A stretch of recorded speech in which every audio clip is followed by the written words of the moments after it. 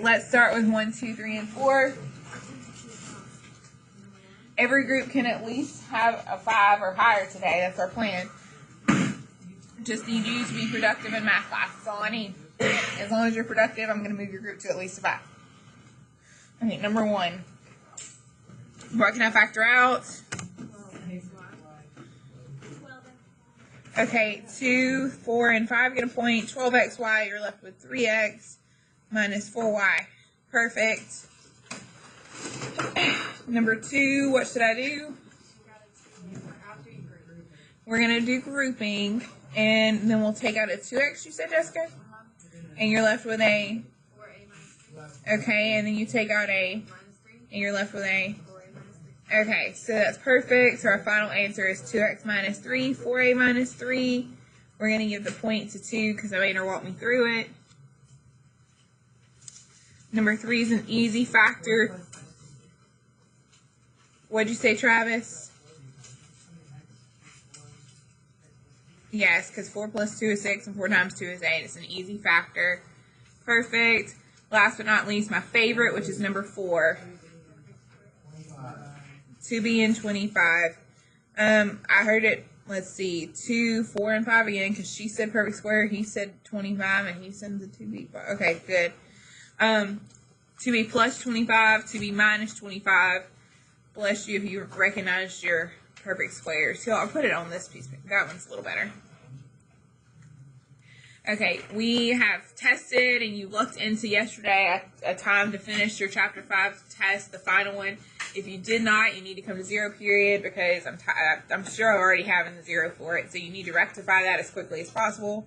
We're starting Chapter 6 today. You've got some 6.1 and 6.2 notes. We're going to handle those first 2 learning targets. So we're trying to do 2 things at once, which is normally dangerous. We want to do the sum, difference, product, and quotient of functions, which means we want to add, subtract, multiply, and divide. So we want to do a lot of things. What a pain. Okay, so on the next page, go to the next page. On the next page, you shouldn't need one today, but maybe. I mean, you can have it, of course. Okay, so on the next page, I'm going to ignore that box at the top. If you want to read it later, you can. I'm going to ignore those 2 problems. I'm going to go straight to 1A and 1B.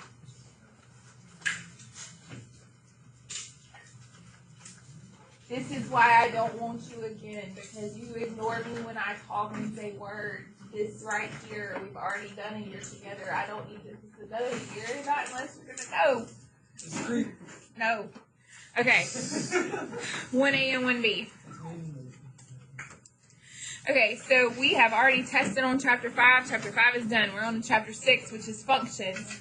We actually talked about functions at the beginning of the year. We talked about like a vertical line test and function notation. A function is normally written like f parenthesis x. That's how you know it's a function. And while the notation is different, the math is going to be exactly the same. So yes, it looks a little different with the f plus g's and parentheses, but the math is going to be exactly the same. So f is this. I'm going to do it in red. So x squared plus 5x minus 2. G is this. I'm going to do it in purple. So since it said plus, I'm going to add the 2. So plus 3x minus 2.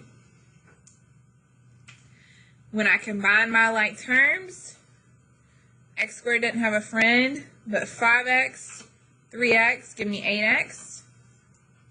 Negative 2, give me negative 4. The math, again, is not hard. It's just the notation that has changed. We're going to function notation. So the only thing that changes between 1A and 1B is the sign. Now it's a minus. So I still need f, which was still x squared plus 5x minus 2. I still need g. It's still 3x minus 2. But I need to put it in parentheses with that minus sign. And there'll be at least 2 people who miss the minus one on their checkpoint because they won't put it in parentheses. They'll just do minus 3x. They'll forget that that negative sign also goes with that negative 2. I don't know why, We've done this all year, but people don't listen, so it is what it is. So if I distribute that negative, I actually have x squared plus 5x minus 2, and then I have a minus 3x and a plus 2x, which is what 3x said, which is why he gets a point. And when I combine my like terms, x squared stays, he doesn't have a friend, but 5 minus 3 is going to give me a 2x, and then the negative 2 and the positive 2, they cancel out. If you don't change the sign of the 2, at the end you would have a minus 4 instead, and you would have the wrong answer. But again, this is all stuff we've handled in the past. The only thing that's changing is the notation. So you have to recognize the notation and know what math to do. But seriously, you've already combined like terms and everything before. That's why I'm saying it's an easy, fast A. That's why there's already going to be a checkpoint on it, because you already got this. Okay, are there any questions about the addition or the subtraction ones? Then let's go to the next page.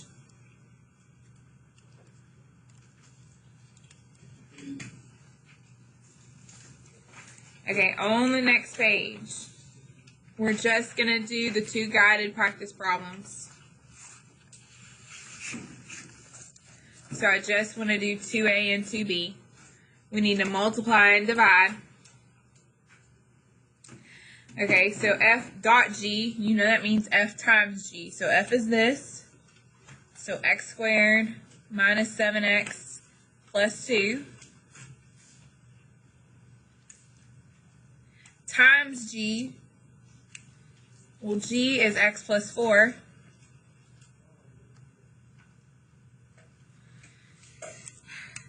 And now, since we are multiplying, we are going to have to distribute. So we've got to give the x to everybody in green, and then we've got to give the 4 to everybody in green. So x times x squared, we'll get x to the third. X times negative 7x, we'll get negative 7x squared. 2 times x, we'll get 2x. And while that's fine and dandy, we're still not done, because we've got to distribute that 4 as well. So plus 4x squared minus 28x and plus 8. Now finally, I got to combine my like terms again. X to the third doesn't have a friend. Negative 7 plus 4, I'll get negative 3. Positive 2, negative 28, I'll get a negative 26. And poor 8 doesn't have a friend either. Now, you've already tested on this, so everyone in the room has shown me they can, well, I mean, there are exceptions, but almost everyone in the room has shown me they somewhat can handle this. Literally, all that's changing is the notation. Are there any questions about the multiplication? Now, last but not least, we have division, and division tends to be our least favorite in life. So, I know, I'm already, division. So f divided by g, f is x squared minus 7x plus 2. Divided by g is x plus 4.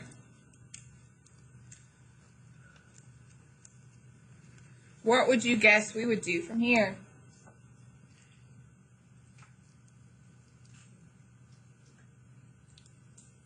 What have we been doing every time there's been a division problem lately? I heard you, whoever said synthetic. There was someone who whispered synthetic. It was a girl voice. It was Derica. It was a girl voice in the back. I think so. 5 get a point. 1, you're about to lose a point for lying. 5 get a point. What else? What else would I have thought to do? 3 get a point. I could have thought long division. Good news is we're not going to do either. Now, we would like to factor the top. We are still going to consider factoring. So can we factor the top? Do we know 2 things? I know 2 and 1. Do we know 2 things that will add to negative 7 and multiply to positive 2? Sadly, no. But what we would have liked to happen, and you might want to write this to the side in case it does happen in the future, because it's nice when it does. It's kind of like,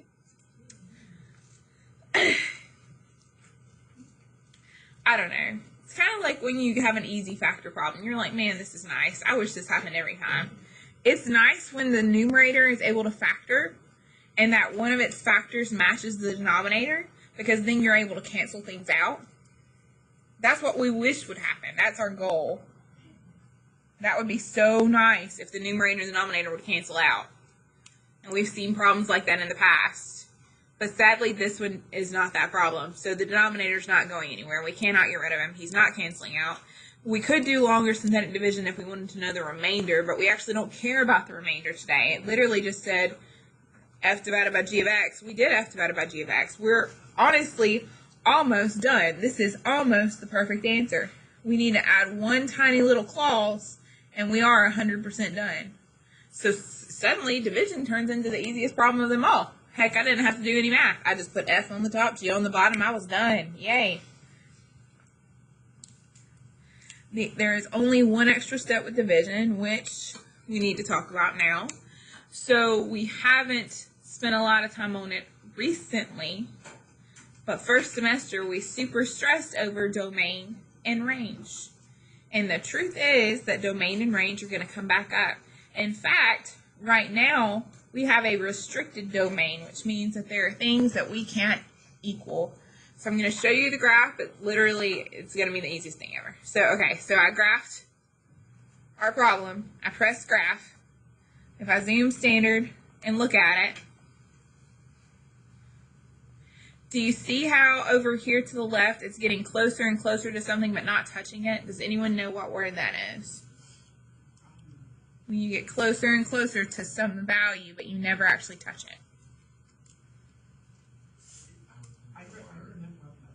Well, it looks like a bad word. It starts with an A. It's called an asymptote. Yeah. Asymptote. Yeah, and so it's hard to abbreviate because people want to put like, anyway, moving on. If I zoom out, I can show this asymptote even better. Let me zoom out a little this way. It turns out our graph, not only did it have that little L looking up here, it also had a cool thing down here too. Like, wow. Except, and this is my calculator, and I can do what I want on my own calculator. There's clearly this line that this graph is getting closer and closer to but not touching, and the same thing's going on down here. It's getting closer and closer but not touching. That's an asymptote. And we need to figure out where that asymptote occurs. We need to know where that spot is. Now, it's called an asymptote, but I'm going to be joking with you and call it a no-no number. So we need to figure out what that no-no number is, like the one that we can't use. There is a number that we can't use in this problem, and we need to know what it is. So if you're looking at 2b, there is a number we can't use. It's going to break a rule in math, and that's why our graph looks the way it does. Anyone know what number we cannot use? So, like, this is the answer, comma, x not equal to, and I need a number here. Does anyone know what that number is?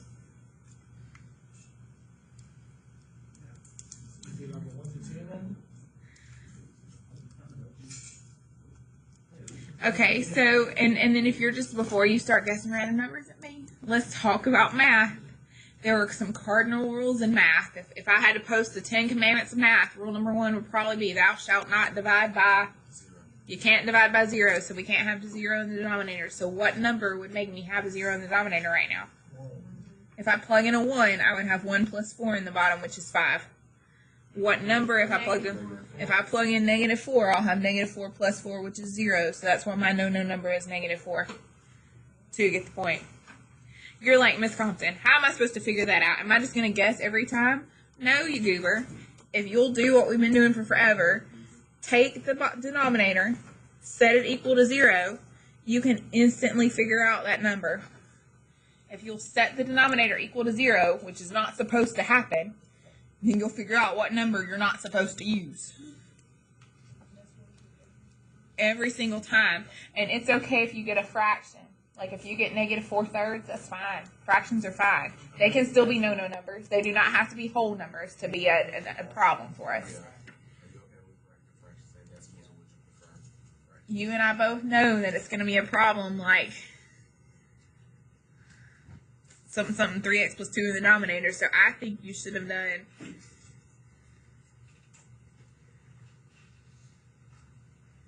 You know that's what I think. I mean, can I see how after that you put negative 0.67? Yes. But you know that's what I'm going to look for. Okay, so division wasn't that bad. There's only one tiny clause. There's some number, and there's not always necessarily a number. Sometimes there is no number. Sometimes every number is cool, but we always need to check, is there a number that's going to give us a problem? And in this case, there was. It was negative 4. Okay, are there any questions about this? Okay, well, you have some you have to practice. Let me show you where they are. Yes, dear? You have to have this, and you also have the x not equal to negative 4. You have to have, it's called a restriction. You have to have the restricted domain. In fact, on the checkpoint I'm going to give you, it says indicate any restrictions in the domain. So if you don't have this second clause, you've technically not finished the problem. Okay, so again, you're a little behind first and second, which is fine. You don't have to do 1 and 2 on the next page. We'll save composition for tomorrow. Let's go to the page that says Study Guide and Intervention. There are only 5 problems. If you look at the bottom, there are only 5 problems. Yay! I'm going to tell you Thursday night is when I'm going to type in the zeros for it. So we're going to say due Thursday. Only 5 problems, not due till Thursday. Why is she being so nice? Someone, why am I being so nice? I'm not being nice at all. Can someone tell me? 2 points for 5. On number 1, you have to do F plus G. Still on number 1, you have to do F minus G. Still on number 1, you have to do F times G. And sad day, you need to do F divided by G as well. So each problem, like Derica says, has 4 things you need to do. And heck, I could barely show my work right there.